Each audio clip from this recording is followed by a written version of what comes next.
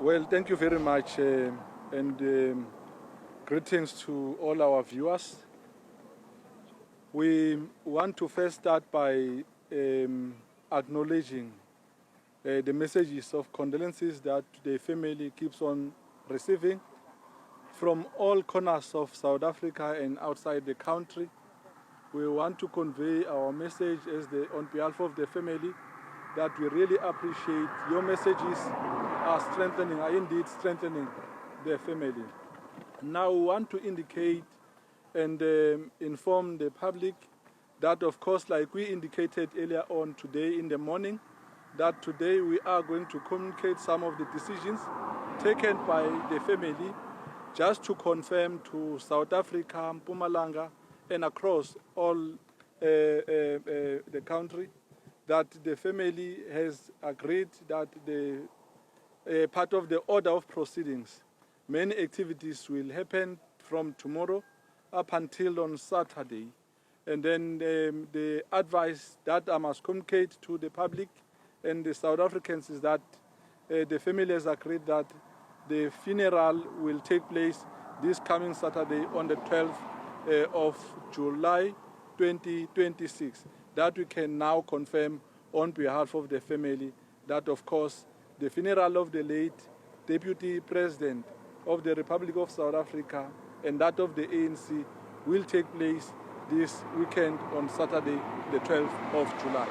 That's the message that we wanted to confirm. And of course, other processes will unfold. Like we have indicated earlier on that the government of the Republic of South Africa is going also to communicate its decision as to how are they going to run the processes from now onwards, and as soon as they are ready, they are going to communicate to the public their proceedings, their plan and all that. So that's what we can communicate with all of you for now, and we want to thank you very much for your cooperation. Mr. Mawela Zianda from Newsroom Africa, just to get a sense of how far you are in terms of being able to meet the late Deputy President's last wishes. We understand that he actually wanted to be buried here and also accommodating a state funeral, which we understand, of course, the presidency wants to afford him as is, he is entitled to. The relevant bodies and parties, including the family, are finalizing that, because you will understand that, of course, like you are indicating, even government has a role to play. So we're looking all possible options and, of course, not wishing away the wish of the late Deputy President and that of the family. Mr. Mwala, Samkela Masago from the SABC, just the essence of the deliberations with the Director General. We saw Dr. Pindile Baleni here. What's going to be the format of the funeral arrangements? Are you going to a stadium? Are you going to construct a big dome like we saw with the state funeral for former President Nelson Mandela? What's going to be the order of the process, knowing that former Deputy President David Mabuza was a mobilizer and some would have felt that you may have to go to the Mbombela Stadium? Part of the plan, as on behalf of the family, what I can communicate is that we have agreed with the leadership of the ruling party, because the ANC was here. They've requested to also hold a very big memorial service, which will actually accommodate each and everyone. So we have agreed that part of the activities that will actually include everybody will be memorial service. So in terms of the funeral, of course, we are going to, because like I indicated earlier on, that there are still outstanding issues that we need to consider, given the fact that you are correct, that given the fact that the former Deputy President was a people's person. So we need to try by all means possible to accommodate everybody. So we'll do that, and we'll consider many possible options in responding to the question that we are asking. And Moloko here from ENC, in terms of the activities that you are likely to undertake throughout the week, starting from tomorrow, are there those that perhaps you may want to share with the public? No, what we can indicate is that you will note that many different leaders across the province, across the country, are coming in and out. So what I can indicate that is that from tomorrow, we will have different structures that will be visiting families that have confirmed with the family that they are planning to visit the family, including some team from Russia.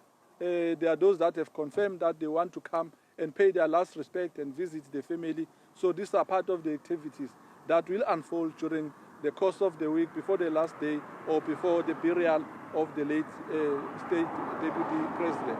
Have you heard any of the past presidents, either of the ANC and of the country, perhaps confirming or showing that they intend to come and visit? Not yet. Let me not confirm that. I have not yet have heard anything regarding that, but we are looking forward for everybody to actually come and pay their last respect. Perhaps if you could just give us a status update on how the family is doing. Of course, now the the wheels are now in motion. But again, you've mentioned this team from Russia that's coming. We understand that he just returned from Russia from after receiving treatment there.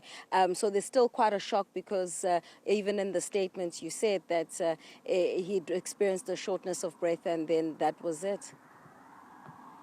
Yes. Let me indicate that the family is still trying to come into terms with what happened. But however, they are trying by all means to remain strong and make sure that each and everything that is happening within the family, the program itself, it must run smooth. Remember, the former deputy president was a very caring person, a loving person, a peace person.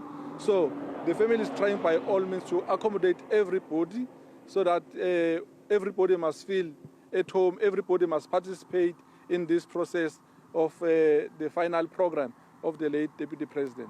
Did he have any other last wishes that he might have shared with the family, since there is one that we're aware of, but like you've mentioned, the program, who he'd want to be on the program, those kinds of things?